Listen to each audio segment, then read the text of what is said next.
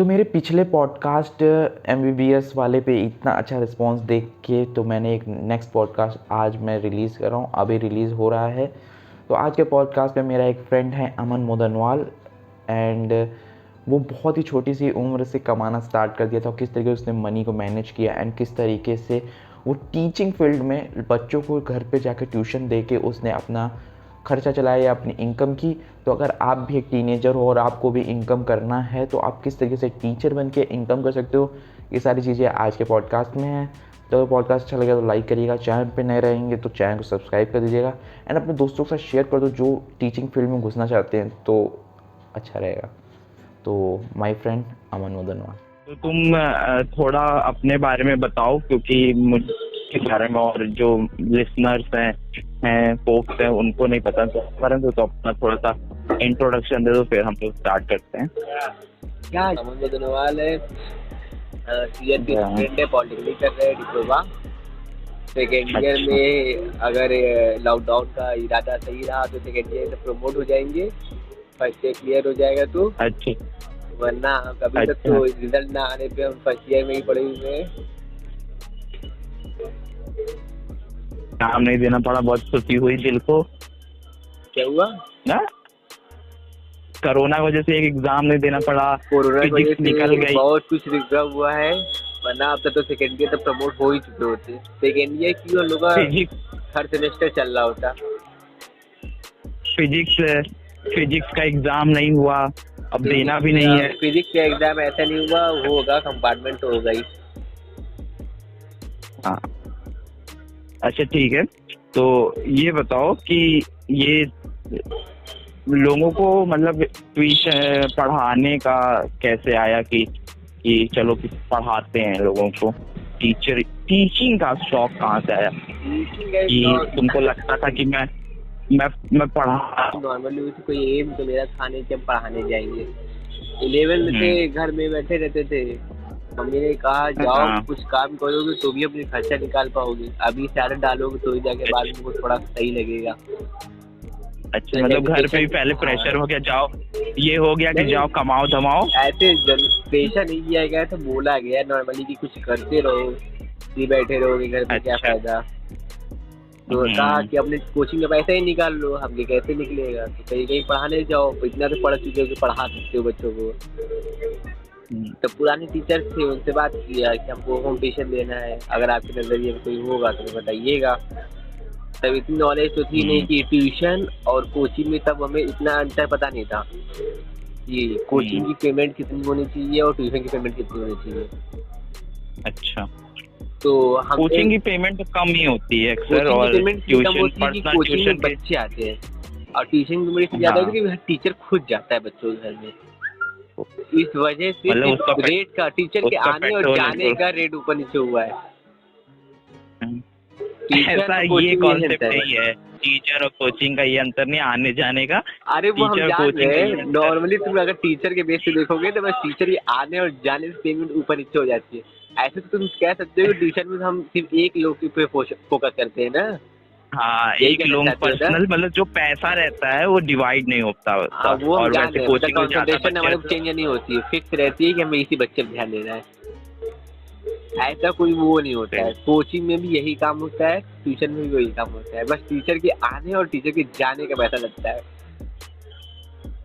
तो जब मतलब तुम जब बस 11th में थे उस टाइम, तो ऐसे कोई प्रॉब्लम्स नहीं आई कि लोग, जैसे कोई आज मैं स्टार्ट करना चाहता हूँ या कोई और स्टार्ट करना चाहता है किसी बच्चे को पढ़ाने के लिए, तो क्या प्रोसेस होगा, उसको क्या क्या करना चाहिए? प्रॉब्लम तो नहीं आई थी। हाँ, ये था कि थोड़ा सा पहली बार था तो मेंटेन करने में हमको कम से कम 2 महीने लग गए थे कि पढ़ाने नहीं, मतलब खुद पढ़ना है। पेरेंट्स जो होते हैं बच्चों के, वो जज नहीं करते कि 11th में ही है क्या पढ़ाएगा। हाँ, क्या ये पढ़ा प्रेशर रहते हैं कि आप प्रेशर फर्स्ट टाइम पढ़ा रहे हो, हमारे बच्चे को कैसे पढ़ा रहे हो, ठीक पढ़ा रहे हो नहीं पढ़ा रहे हो, ये वो लोग भी देखते हैं अपना। तो इसमें कोई इतनी दिक्कत वाली बात नहीं है। टीचर देखो, जब पहली बार तुम पढ़ाने जाओगे तो कोई भी पेरेंट, किसी के भी घर में पेरेंट्स हो, तुम पहली बार पढ़ाओ या 4 साल का एक्सपीरियंस लेके पढ़ाओ, पेरेंट्स बैठ के देखेंगे जरूर कि हमारा बच्चा पढ़ कैसे रहा है। तो इससे कोई इशू नहीं है कि तुम फ्रेशर हो या फिर तुम्हें 4 साल का एक्सपीरियंस हो चुका है। तभी पेरेंट्स अपने नजरिए से देखते हैं कि मेरा बच्चा पढ़ कैसे रहा है, उन्हें ये देखना ही है। तो मेरे में तो प्रेशर थे, हमें उतना पता नहीं था, लेकिन हाँ ये पता था बच्चों को कैसे पढ़ाते हैं।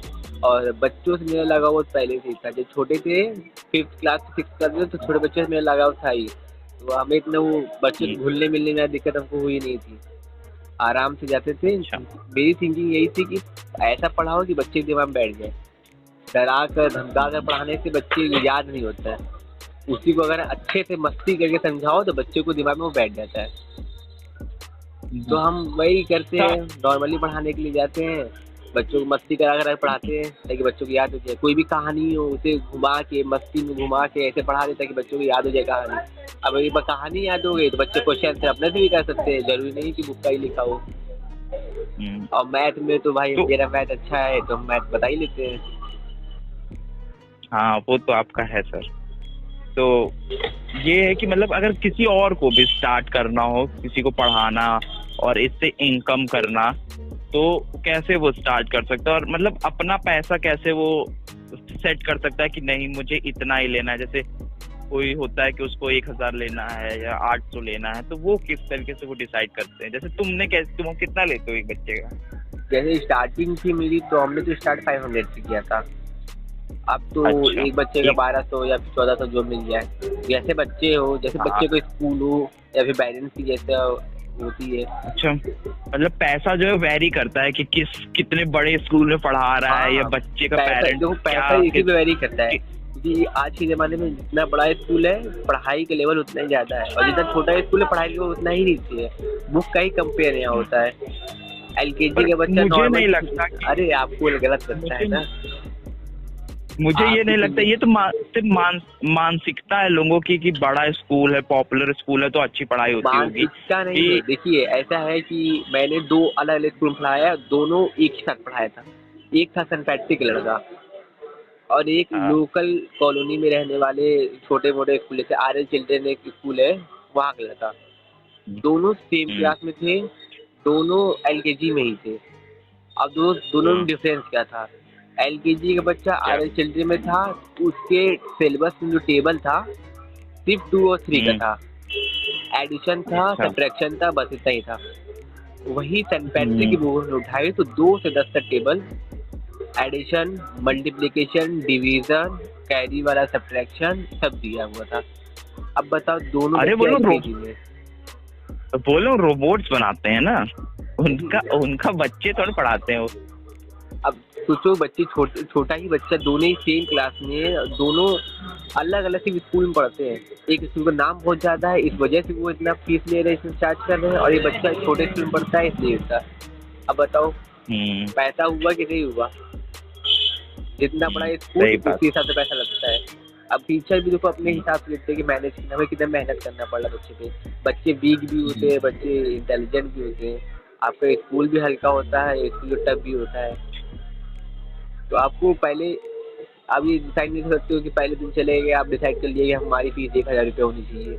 आप कम से कम 2 दिन जाके देखोगे यहाँ के बच्चे की मेंटालिटी कैसी है, बच्चे पर हमें कितना ध्यान देना पड़ेगा, और बच्चे का सिलेबस कैसा है, ईजी है कि ज़्यादा मेहनत करना पड़ेगा।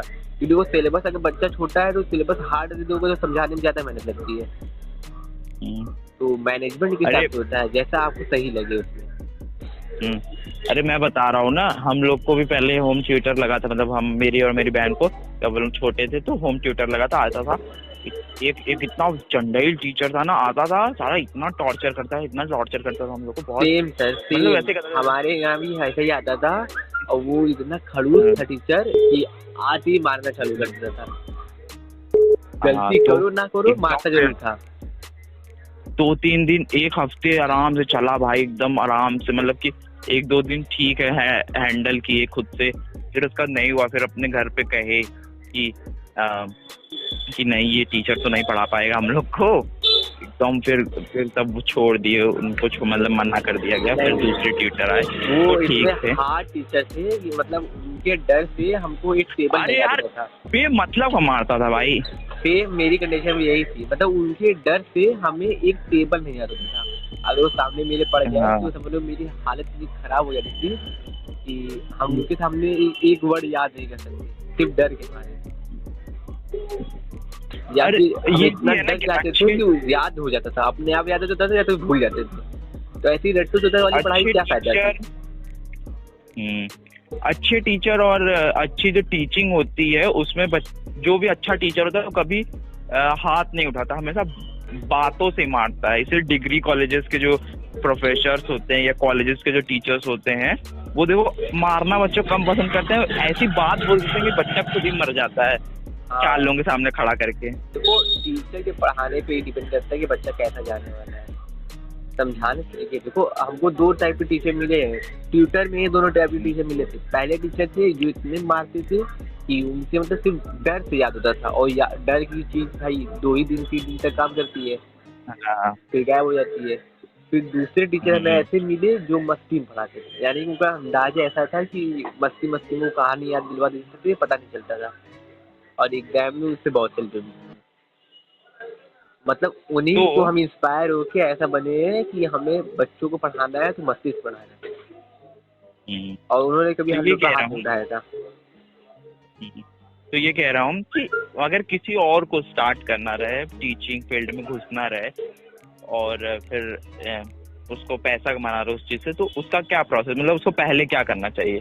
पहले खुद को एजुकेट करना चाहिए या पहले पोस्टर छाप के गली नुक्चे पे लगा देना चाहिए कि गली होम नुक्कड़ ट्यूटर के लगाने लिए की जरूरत इतने नहीं होती है। संपर्क? आप इतने एजुकेटेड हो कि आप बच्चों को पढ़ा सकते हो। एक क्लास का जो फेलियर बच्चा होता है ना, वो भी बच्चों को पढ़ा सकता है। बस ये है कि उसे बच्चों से घुल मिल कर रहना पड़ेगा कि आप जो समझाना चाहते हो बच्चा वो समझ रहा है कि नहीं समझ रहा है। आपको बस इतना ही देखना रहता है कि अब बच्चा समझने वाला है वाला नहीं। आपकी बातों को अगर बच्चे ने सही से पकड़ लिया, उसे समझ में आ रहा है कि आप क्या कहना चाह रहे हो, आप क्या समझा रहे हो, तो आप अपने क्लास के फेलियर हो या टॉपर हो उससे कोई मतलब नहीं है। ऐसा नहीं है कि क्लास के जो टॉपर होते हैं वो बच्चों को अच्छे से पढ़ा सकते हैं, और जो फेलियर होते हैं वो बच्चों को नहीं पढ़ा सकते हैं। हम तो भाई अपने क्लास के मिडिल क्लास में थे, ना टॉपर में थे ना फेलियर में थे। अच्छा। और ऐसा नहीं है कि हमें कॉल नहीं आते पढ़ाने के लिए, बस हम कई जगह इस वजह से छोड़ चुके हैं कि बच्चों का इंटरेस्ट जब खत्म हो जाता है पढ़ाई से, तो इस वजह से हमको छोड़ना पड़ जाता है। क्योंकि भाई हमें कोई पेमेंट कर रहा है, कोई फीस दे रहा है, बच्चों की टीचर अरे पेरेंट्स की भी हमसे उम्मीद होती है कि हमारा बच्चा ऐसा ऐसा करे, ऐसा नंबर लेकर। अब जब वो उम्मीद हमें लगती है कि खत्म हो रही है तो हम पढ़ाना छोड़ देते उधर। नहीं, पेरेंट्स की भी कहीं कहीं गलती हो जाती है कि बच्चों को जब पता है, उनको पता रहता है कि बच्चा नहीं पढ़ना चाहता, उसको कुछ और करना है, तो बच्चे पेरेंट्स भी उनको प्रेशर देते रहते हैं कि नहीं पढ़ो, तुम्हारे लिए ये कर देंगे वो कर देंगे, होम ट्यूटर लगा देंगे, कोचिंग जाओ। अब इसकी भी इतनी ही गलती पेरेंट्स की नहीं रहती है। अगर ट्यूशन लगा हुआ है बच्चे का, तो आप ध्यान दीजिए कि बच्चा कर रहा है कि नहीं कर रहा है, बच्चे को टीचर से प्रॉब्लम हो रही है कि नहीं हो रही है, या फिर बच्चे को समझ में आ रहा है कि नहीं आ रहा है। नॉर्मली जो पेरेंट्स ये ध्यान नहीं देते, फिर से ट्यूशन लग गया, बच्चा पढ़ लेगा, बच्चा टॉप कर जाएगा, बस काम खत्म, हमारी जिम्मेदारी इसमें भी खत्म हो जाती है। ऐसा कुछ नहीं होता है। आपको समझना चाहिए कि बच्चा समझ में आ रहा है कि नहीं, बच्चों को समझ में आ रहा है टीचर सही कर पा रहा है कि नहीं कर पा रहा है, या बस टीचर आ रहा है पैसा ले रहा है जा रहा है। ऐसे भी कई टीचर होते हैं जो खाली मंथली पेमेंट लेने आते हैं, उनकी टाइमिंग फिक्स होती है कि वो 1 घंटे के लिए आए तो 1 घंटा होते ही वो चले जाएंगे। उन लोगों को इससे मतलब नहीं कि बच्चा क्या पढ़ रहा है, उनको इसमें मतलब नहीं कि हमें फीस क्या मिल रही है। एक बार चेक कर लो रिकॉर्डिंग हो रही है। हाँ, चिंता मत करिए, रिकॉर्डिंग हो रही है। हाँ तो ठीक है, इन सब चीजों को साइड में रखते हैं। अब मेन बात पे करते हैं रोकड़ा के बारे में। हाँ। कि आपके लाइफ में 11th क्लास में ही आपको मतलब अच्छी इनकम होने लगी, 500 भी, तो उस टाइम आप कितने बच्चों पढ़ाते थे? उस समय हम 2 बच्चों पढ़ाते थे। तो 500 मतलब 1000 रुपए महीने का। एक 11 में पढ़ने वाले बच्चे के लिए 1000 रुपए बहुत है।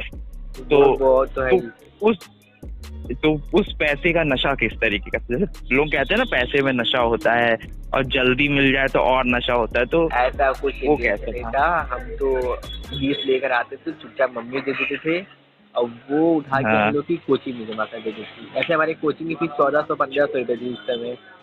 तो हम 1400-1500 कौन सी न्यू लाइट जाते थे क्या? नहीं, न्यू लाइट नहीं जाते थे, हम अलग अलग सब्जेक्ट से अलग अलग टीचर से बात करते थे ना, पढ़ाई करते थे। फिजिक्स अलग, केमिस्ट्री अलग, मैथ अलग। तो मेरी टोटल फीस 1400 के पास थी।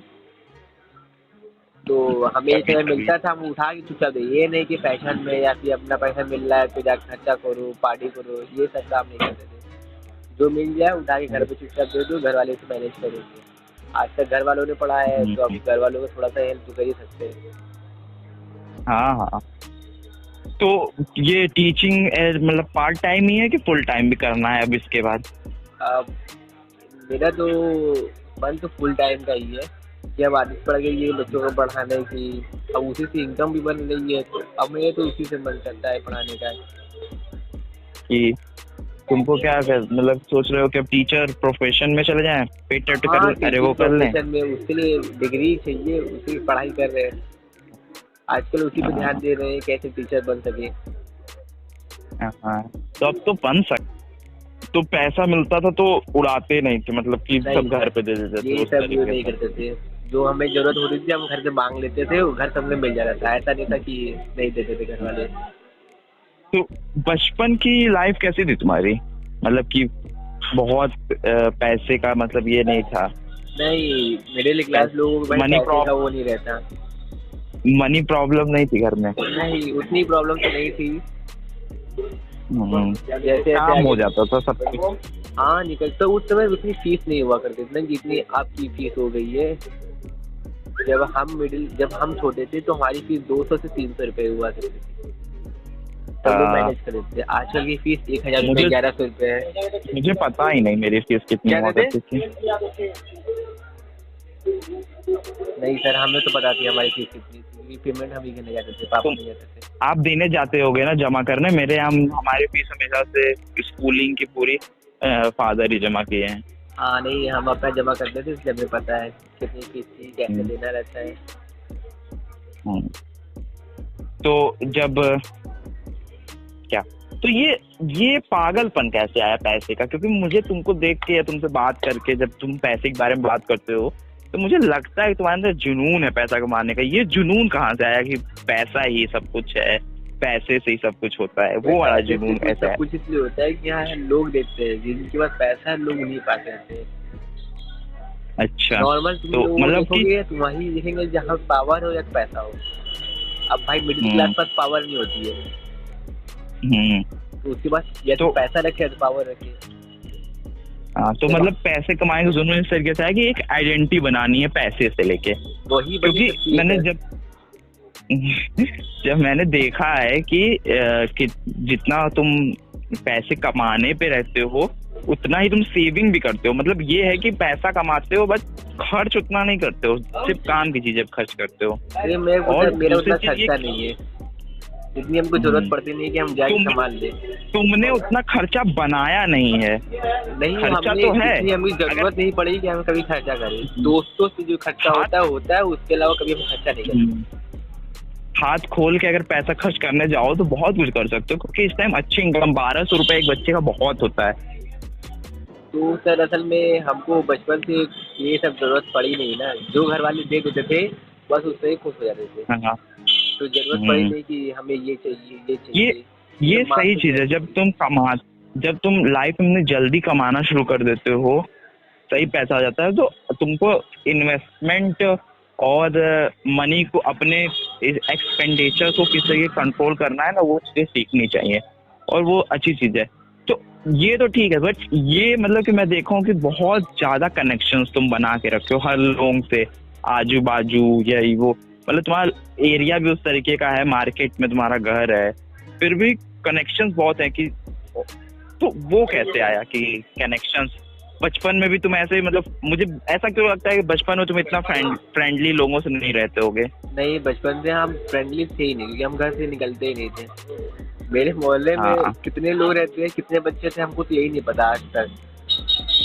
तो स्कूल में थे मिलते थे, जो कोचिंग मिलते थे बस वही बच्चों को हम जानते हैं, उसके अलावा मोहल्ले में कितने बच्चे थे आज तक हमें पता ही नहीं। तो अब इतना कनेक्शंस और फ्रेंडली नेचर कैसे तरीके होगा? कि मैं देखा अक्सर कि तुम सबसे तैयार रहते हो बात करने के लिए। कोई मतलब जैसे मैं हूँ या हम हैं या रोहन है, हम लोग के अंदर ये है कि सामने अगर बात करेगा तो हम लोग करेंगे बात, नहीं तो चुपचाप खड़े रहेंगे, वो वाली बात है। पर तुम्हारा ये नहीं है, तुम्हारा ये रहता है कि सामने वाला अगर है, सामने बगल में खड़ा है और तुम्हारा टाइम पास करना है तुमको, तो तुम उससे बात कर लोगे भैया ये भैया वो ऐसे करके, तो वो कैसे आया कि अप्रोचिंग स्किल कैसे आई? नहीं, आजकल के नेचर ऐसा चल रहा है कि अगर आप सामने वाले को खुश रखोगे तो ही आप खुश कर सकते हो, वरना वो आपको या पीछे कर देगा, अपने आगे जाने के जुनून में आपको पीछे कर देगा। तो मिल के रहिए कि अगर आप उससे मिल के रहोगे तो वो अपने आगे जाने की सोचेगा ही नहीं, या तो वो आपके साथ चलना चाहेगा या फिर कहेगा कि कुछ ऐसा करो कि हम दोनों आगे बढ़े। वो ये कंपेयर नहीं करेगा कि ये मेरे दोस्त है, ये मेरे पीछे जाना चाहिए, हमें आगे जाना चाहिए, ऐसा कंपेयरिंग हट जाती है। लोगों की मिलजुल के रहोगे तो लोग ही बराबर करेंगे, वरना बराबर नहीं। जवाब तो हो रहा है क्योंकि सारी चीजें एक्सेप्टेबल है ना। एक्सेप्टेबल कुछ नहीं है। देखिए, अगर अपने अंदर ये ईगो रखेंगे कि हमें सामने वाला सही बात करेंगे जब हमें जरूरत पड़ेगी, यही ईगो तो सामने वाले की बात नहीं है। लोग ऐसे तो दूर चले जाते हैं। ट्रस्ट इशू नहीं आता क्या कि सामने वाले से तुम बात कर रहे हो, सामने से दोस्ती कर रहे हो, किसी से भी तुम दोस्ती कर रहे हो, तो उसमें ट्रस्ट इशू नहीं आता क्या कि क्या पता कि तुम्हारा साथ देगा कि नहीं देगा? नहीं सर, ऐसा तो होता है, जरूरी नहीं होता है, लेकिन लोगों से बात करने पता चल जाता है ना कि ये इंसान ट्रस्टेबल है कि नहीं है। ऐसे सिर्फ देखने से नहीं पता चलता, जब बात करोगे, उसके साथ रहना चालू करोगे, मिल जाते हैं कि हाँ भाई ये ट्रस्टेबल इंसान है, इस पे भरोसा कर सकते हैं और इस पे नहीं करने लायक होती। कॉलेज में ही कई लोग हम लोग को ऐसे मिले हैं जिनके बात करते करते पता चल जाता है कि ये हमसे भरोसे लायक है कि नहीं। हमारे खट्टर साहब, उनकी बातों से, उनके रहने देने से पता चल जाता है कि कैसे वो है। वो अपना टिफिन नहीं शेयर कर सकते, वो अपनी भाई क्या सपोर्ट करेंगे, आपको क्या मदद कर सकते बताइए आप। खाने में दूसरे बिल बांट के नहीं खा सकता है, वो आपको कहेगा कि लाइफ में आपकी हेल्प कर देगा मुसीबत में। ऐसा सोचना भी बेवकूफ़ी है। सही है। लोगों से बात करने पर लोग कैसे हैं कैसे नहीं। तो ये लोगों से बात करने से पता चल जाता है, तो फिर तुम्हारा क्या रहता है कि जैसे तुमने दोस्ती कर ली, फिर उनसे बात करनी, तो फिर ऐसा रहता है कि काम से काम बस रखेंगे? नहीं सर, ऐसा कोई जरूरी नहीं है कि काम से काम रखेंगे, उससे भी हमारी जरूरत पड़ सकती है, हमें भी उससे जरूरत पड़ सकती है। तो जब लोगों की जरूरतों में काम आओगे तो ही तुम्हें जरूरत कोई काम आएगा। तो वही हो गया ना काम से काम। नहीं, तो ऐसा नहीं, मैं ये नहीं कह रहा हूँ कि काम से काम, जैसे उससे मेरी जरूरत पड़ रही है तो हम उसके लिए तैयार हैं कि भाई उसे जब जरूरत पड़ेगी हम आ जाएंगे। उसकी आवाज़ लगाने पे हम जरूर लगा रहे हैं तो हमारी आवाज़ लगाने पे वो आएगा ही। तो काम से काम इसे नहीं कहते, काम से काम उसे कहते हैं कि भाई जब हमें सिर्फ जरूरत पड़ी तो हम उसे बुलाए, उसे जरूरत पड़ी तो हम बुलाए, और कभी मिले ही नहीं, कोई बात ही नहीं है। ये सी होता है काम से काम रखना। भाई तुम्हारे पास कोई भी काम नहीं है, तुम्हें टाइम पास करना है तो बात कर रहे हो, भाई याद तो कर रहे हो ना, चाहे जैसे याद कर रहे हो ना। इंसान बस इतना ही बनता है कि हमें वो याद कर रहा है तो हम उसे याद करेंगे। ऐसे लोग बात आगे बढ़ाते हैं और तब ऐसे भरोसा बढ़ता है। ठीक है, लास्ट टॉपिक बारे में बात करते हैं और उसके बाद मुझे जाना है, तुमको भी जाना ही होगा मुझे लग रहा है। हाँ, तो आप बोलिए। लड़कियों का मतलब क्या सीन है लाइफ में? टीनेजर ही हो तो अट्रैक्शन लड़कियों से या लड़कियों से दोस्ती करना, इसका भी सीन रहता है। हाँ, तो उसमें और तो उसका क्या मतलब सीन है कि जैसे मेरे लाइफ में जैसे कोई सीन नहीं है, क्योंकि देखो मेरी भाई कोई बहन नहीं है, तो नॉर्मली हमको कोई मिलती है तो हम नॉर्मली से बहन ही बनाते हैं। हाँ। ये इशू लड़कियों के मन में जो रहता है कि लड़का है कुछ करेगा, ये करेगा, बदतमीजी करेगा, जब बहन बोलो तो एक उनके अंदर से डर चला जाता है कि हाँ ये मेरा भाई है तो इससे हम कुछ भी बात कर सकते हैं। तुम्हारी अधिक दोस्त लोग भी गर्ल्स हैं ऐसा? हाँ, वो क्योंकि हम लोगों को बहन बोलते हैं, लोगों को थोड़ा ट्रस्ट हो जाता है। ऐसे कोई बहन बोलता नहीं है किसी को। आज के जमाने, आज की जनरेशन ऐसी चल रही, लोग सोचते हैं दोस्त बोल दे, बहन ना बोले, भाई ना बोले।